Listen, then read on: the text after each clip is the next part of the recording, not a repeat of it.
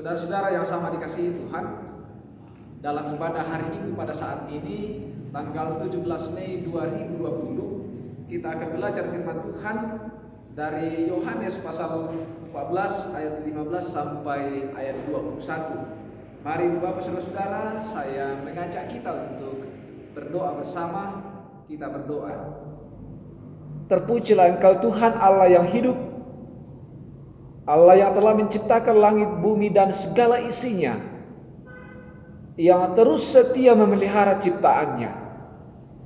Kami bersyukur pagi ini Tuhan, kami dimungkinkan untuk menikmati persekutuan bersama di tengah-tengah ibadah hari Minggu pada saat ini, sekalipun kami harus melaksanakannya secara online.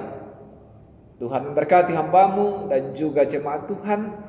Biarlah firman-Mu ini sungguh-sungguh menjadi bagian yang terus menguatkan dan membaharui kehidupan kami. Di dalam Kristus Yesus, firman yang hidup, kami datang berdoa kepada Bapa di dalam sorga. Amin.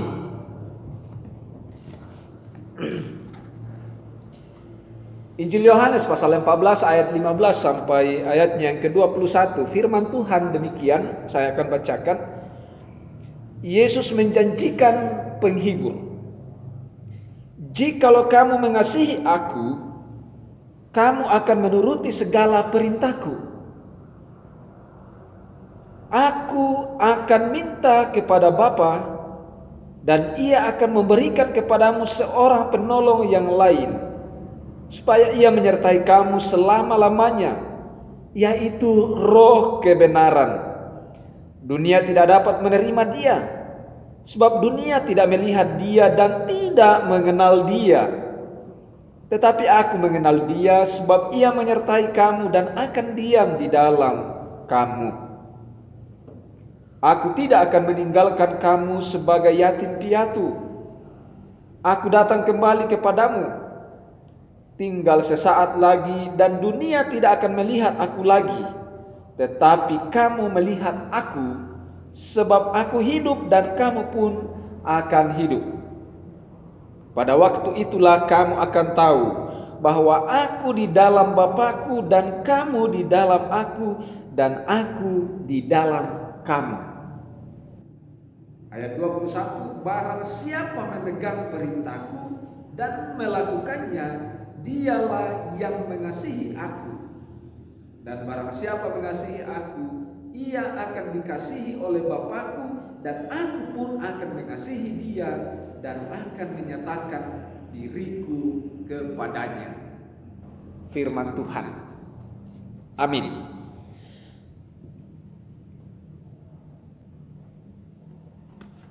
Barang siapa memegang perintahku dan melakukannya, dialah yang mengasihi aku. Ini kemudian menjadi tema pada perenungan kita dalam Minggu tanggal 17 Mei pada saat ini. Berpegang dan melakukan firman Tuhan. Saudara-saudara jemaat yang dikasihi Tuhan, saya yakin bahwa saudara-saudara pernah mengalami atau merasakan yang namanya jatuh cinta. Ya, jadi biasanya orang mengatakan bahwa mencintai itu dari mata turun ke hati. Kita melihat, karena itu ada cinta pada pandangan pertama. Jadi orang jatuh hati pada umumnya dari apa yang dia lihat dari matanya, kemudian turun ke dalam hatinya dan membuatnya dia berbunga-bunga atau sampai pada mimpi indah. Nah, saudara-saudara yang sama dikasihi Tuhan, ketika orang berada dalam sebuah perasaan yang jatuh cinta, tentunya apapun yang diminta oleh pasangannya atau orang yang ditempati untuk jatuh cinta, ya kita akan melakukannya. Waktu saya SMA dulu di SMA Katolik Makale, ada teman kami yang selalu kami ganggu pada saat dia jatuh cinta. Kemudian sering diejek, karena cintaku kepadamu, aku rela maling kada korembon. Jadi bayangkan Makale dengan Rembon itu sekitar 15 kilo atau 10 kilo, kurang lebih seperti itu. Aku rela ma'lika do korembon karena cintaku kepadamu. Bagaimana sebuah kekuatan cinta itu membutahkan atau tidak mengenal lelah, tidak mengenal capek, tidak mengenal hujan, tidak mengenal terik matahari. Pokoknya jalani saja karena cinta sudah membara. Bahkan dosen saya di STT pernah mengatakan, kalau cinta sudah membara, tai kambing rasa coklat. Mudah-mudahan tidak ada yang ibu bapak saudara-saudara di rumah di sini karena cintanya yang membara lalu tai kambing dipandang coklat. Saudara-saudara yang sama dikasihi Tuhan. Lalu ketika kita berada dalam puncak kasih sayang dan kemudian ada sebuah penolakan, dan tentunya ini harus sangat melukai. Mungkin banyak saudara yang down, banyak saudara yang kacau, banyak saudara yang kemudian tidak punya gairah hidup, banyak yang patah semangat, banyak yang hilang pengharapan, dan mungkin banyak kemudian bertindak yang aneh-aneh, yang tidak-tidak. Karena puncak-puncaknya rasa sayang itu dibangun, puncak-puncaknya kasih itu dialami, tiba-tiba pasangannya itu mengatakan, lu gue en. Coba bayangkan saudara-saudara, ketika puncak perasaan kita sangat mengasihi seseorang, kita menikmati keindahan berjalan bersama, suka duka kita lewati, tiba-tiba dia mengatakan, sudah cukup, sudah sampai di sini. Kita jalani hidup kita masing-masing. Tentunya menyakitkan. Tentunya ini membuat banyak orang ya menangis pasti. Membuat orang hilang kendali. Nah, dalam pembacaan kita pada saat ini, ketika para murid dengan bangganya mengikuti Yesus, ketika murid-murid dengan senangnya luar biasa mengikuti Yesus, bagaimana tidak mereka menyaksikan 5 roti dan 2 ikan dipakai untuk menjamu 5.000 orang, masih sisa 12 bakul. Bagaimana mereka menyaksikan orang buta melihat, orang tuli mendengar, orang lumpuh berjalan, orang kerasukan setan disembuhkan, diusir. Bagaimana tidak luar biasanya hidup bersama dengan Yesus pada saat itu. Orang lapar dikenyangkan. Dan berbagai mujizat-mujizat yang dilakukan oleh Yesus. Tentunya ini menjadi kebanggaan tersendiri, kesenangan tersendiri bagi para murid. Lalu apa jadinya? Dalam situasi ini Tuhan Yesus memberikan pengumuman, memberikan berita yang sulit untuk diterima oleh mereka. Aku akan pergi kepada Bapa. Sontak apa kata Simon? Di manakah engkau akan pergi? Filipus, guru, di manakah Bapa itu? Ada pertanyaan-pertanyaan yang menggambarkan ketidaksiapan mereka untuk ditinggalkan oleh Tuhan Yesus pada saat mereka senang-senangnya bersama dengan Tuhan Yesus. Mereka rindu suasana yang penuh dengan kedamaian. Ada yang membela mereka, ada yang menolong mereka, ada yang mengangkat mereka, ada yang menyelamatkan mereka. Dalam situasi ini ketika banyak pikiran-pikiran dari mereka yang sudah mulai liar. Simon, Petrus, Yohanes, siapa yang akan menjadi terbesar di antara kita ketika Yesus jadi raja? Siapa yang akan jadi panglima? Siapa akan jadi tangan kanan Allah, tangan kanan Yesus ketika kerajaan ini dibangun oleh Tuhan Yesus? Lalu apa yang mereka harapkan, apa yang mereka pikirkan tidaklah seperti kenyataannya, di mana Yesus kemudian mengumumkan justru berbeda dengan harapan mereka. Saya akan pergi. Kemana engkau pergi Tuhan? Di manakah Bapa itu? Tunjukkan kepada saya, kata Filipus. Nah, dalam pembacaan kita saat ini merupakan lanjutan dari penyampaian Yesus yang sontak membuat para murid kaget, membuat para murid berubah, membuat para murid kemudian merasa aneh. Tetapi Yesus kemudian melanjutkan dengan memberikan, Yesus tahu bahwa ini agak aneh bagi mereka. Ini tentunya menyakitkan bagi mereka. Ini tentunya berita yang membuat mereka tidak senang. Karena itu di ayat 15 Yesus kemudian memulai memberikan kekuatan bagi mereka. Jika kamu sungguh-sungguh mengasihi aku, kamu akan menuruti segala perintahku.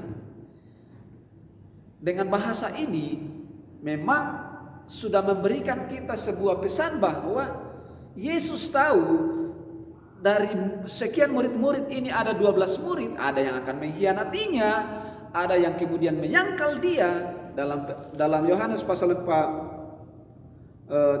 ayat 38 sudah dikatakan di sini ketika Petrus, saya bersedia mati memberikan nyawaku untukmu, guru. Tapi apa yang Yesus katakan? Sebelum ayam berkokok engkau sudah 3 kali menyangkal aku. Artinya Tuhan Yesus tahu bahwa di antara murid-murid ini ada yang akan mengkhianatinya, ada yang akan menyangkalnya Petrus, ada yang akan menjualnya Yudas, ada yang cari kedudukan dunia, dan masih banyak harapan-harapan yang berbeda dari apa yang diharapkan oleh Tuhan Yesus. Tetapi ketika Yesus mengumumkan hal yang sulit untuk diterima oleh murid-muridnya, Tuhan Yesus memberikan kekuatan. Jikalau kamu mengasihi aku, kamu akan menuruti segala perintahku. Banyak ajaran-ajaran yang telah aku sampaikan. Banyak perbuatan-perbuatan yang luar biasa telah aku sampaikan kepadamu. Peganglah itu sebagai kekuatan. Kalau engkau sungguh mengasihiku, peganglah itu sebagai kekuatan dalam menjalani kehidupan ini. Supaya apa? Supaya kamu hidup. Supaya kamu hidup benar. Dan untuk membuat murid-murid tetap kuat menjalani, memegang kebenaran firman Tuhan ini, Yesus kemudian menjanjikan seorang penolong, yaitu Roh kebenaran. Ayat 16, aku akan meminta kepada Bapa dan ia akan memberikan kepadamu seorang penolong yang lain, supaya ia menyertai kamu selama-lamanya. Aku akan meminta kepada Bapa supaya dia mengirim penolong kepadamu untuk menyertai engkau selama-lamanya. Hanya satu yang kau lakukan adalah berpegang kepada perintahku, hidup mengasihi aku dan melakukan kehendakku. Ini yang harus dilakukan. Ini pesan, ini perintah dari Tuhan Yesus bagi murid-murid dalam suasana yang kacau balau. Karena apa yang mereka harapkan berbeda dengan apa yang dikerjakan oleh Tuhan Yesus. Selanjutnya, aku tidak akan membiarkan engkau tinggal seperti yatim piatu. Ini sekali lagi menjelaskan tentang kepergian Yesus menghadap di Yerusalem. Kalau kita baca ayat selanjutnya bahwa Yesus akan ditangkap, diadili di Yerusalem dan dibunuh. Juga sekaligus memberikan isyarat bahwa Yesus tidak akan lagi bersama-sama secara fisik dengan murid-murid. Dia akan kembali ke asalnya, yaitu sorga. Dia akan kembali ke Bapa karena dia dari Bapa. Dia akan kembali ke sorga karena dia dari sorga. Jadi jauh sebelumnya Yesus sudah menyampaikan penderitaannya dan juga akan kepergiannya, bahwa dia tidak akan lagi bersama-sama dengan murid-muridnya, tetapi dia memberikan jaminan. Aku akan meminta kepada Bapa untuk memberikan engkau penghibur, yaitu kebenaran, Roh kebenaran, untuk menyertai engkau selama-lamanya, supaya engkau tetap hidup. Dan aku tidak akan meninggalkan engkau seperti yatim piatu. Tidak akan membiarkan kita berjalan seorang dengan seorang seperti orang yang kehilangan bapa dan ibu. Mereka sudah meninggalkan ayah dan ibunya untuk memberitakan firman Tuhan. Karena itu Yesus menguatkan mereka. Aku tidak akan membiarkan engkau seperti yatim piatu. Roh kebenaran inilah yang akan menuntun engkau pada jalan kebenaran. Roh kebenaran inilah yang akan memampukan engkau terus bersaksi tentang kebenaran. Roh kebenaran inilah yang akan memampukan saudara-saudara, murid-muridku, untuk menyampaikan kebenaran kepada semua orang. Jikalau engkau sungguh-sungguh mengasihi aku, bukan pada persoalan ada mujizat, bukan pada persoalan orang kenyang, bukan pada persoalan 2 ikan 5 roti, bukan masalah anggur air berubah menjadi anggur, tapi ini tentang kehidupan yang sejati, kehidupan yang sungguh-sungguh. Di ayat 21, barang siapa memegang perintahku dan melakukannya, dialah yang mengasihi aku. Dan barang siapa mengasihi aku, ia akan dikasihi oleh Bapakku, dan aku pun akan mengasihi dia dan akan menyatakan diriku kepadanya. Seolah-olah di sini kasih Allah adalah kasih yang menuntut. Dan memang seperti itu. Sebagai orang yang telah diselamatkan oleh Tuhan di dalam Kristus, sebagai orang yang telah diberitakan, diajarkan tentang kebenaran, tentang keselamatan hanya di dalam Yesus, maka peganglah perintahnya itu.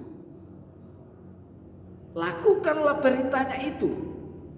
Maka engkau sungguh menjadi orang yang mengasihi Tuhan. Tuhan tidak butuh dikasihani dengan harta benda. Tuhan tidak butuh dikasihani dengan bahasa yang indah. Sebagaimana yang Petrus katakan ketika ditanya oleh Tuhan Yesus, Petrus, apakah engkau mengasihi aku? Ya Tuhan, engkau sendiri tahu bahwa aku sangat mengasihimu. Tetapi sesudah itu Yesus menjawab, gembalakanlah domba-dombaku. Kedua kalinya, Petrus, apakah engkau mengasihi aku? Benar Tuhan, engkau mengetahui kalau aku ini mengasihi kamu. Kalau begitu, gembalakanlah domba-dombaku. Yang ketiga kalinya Yesus lagi tanya, Petrus, apakah engkau mengasihi aku? Maka sedihlah hati Petrus. Saudara-saudara, bukan bahasa ya Tuhan, aku mengasihimu. Bukan orang yang berseru-seru ya Bapa yang akan diselamatkan. Tapi Yesus menegaskan di sini, kasih yang sesungguhnya kepada Tuhan adalah menaati perintahnya, mendengarkan firman-Nya dan melakukannya. Yesus pernah menjawab murid-muridnya ketika sementara mengajar dalam bait Allah dan datanglah murid-muridnya, guru, ibu dan saudara-saudara mencari engkau. Apa jawab Yesus? Ibu dan saudara-saudaraku adalah mereka yang mendengar dan melakukan firman Tuhan.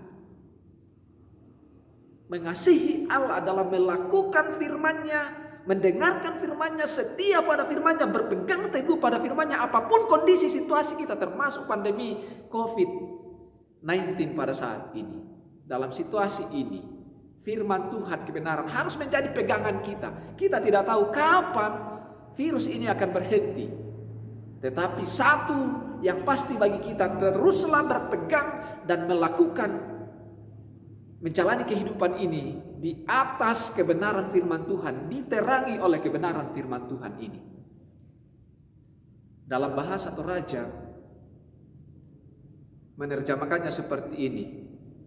Laponno penaamu siatangaamu saya lakodeatamu laung kamali puang kapenombanmu. Kasihilah Tuhan Allahmu dengan segenap hatimu dan dengan segenap akal budimu dan dengan segenap jiwamu. Kasihi kepada Allah dengan segenap hati. Dalam bahasa Toraya, lami kamali laponno penaamu tangamu sela kodeatamu laung kamali puang kapenombanmu. Jadi mengasihi Allah dengan sungguh-sungguh adalah kesungguhan hati, merindukan Allah, merindukan baiknya, memuji namanya. Mazmur mengatakan, hatiku hancur mengingat pelataranmu. Saya rindu berdiam, Satu hari di dalam bait Allah lebih baik satu hari di bait Allah daripada 1000 hari di tempat lain. Betapa pentingnya hati yang mengasihi Allah adalah hati yang sungguh-sungguh merendahkan diri dengan sepenuh hati dalam roh dan kebenaran. Kita merindukan Allah, membangun relasi persekutuan dan mendengarkan firman-Nya. Inilah yang dimaksud berpegang teguh dan melakukan kebenaran firman Tuhan. Perlu sentuhan, perlu kesediaan untuk mendengarkan dan melakukan firman-Nya. Saudara-saudara yang sama dikasihi Tuhan, Yesus tidak membiarkan kita dalam kondisi ini.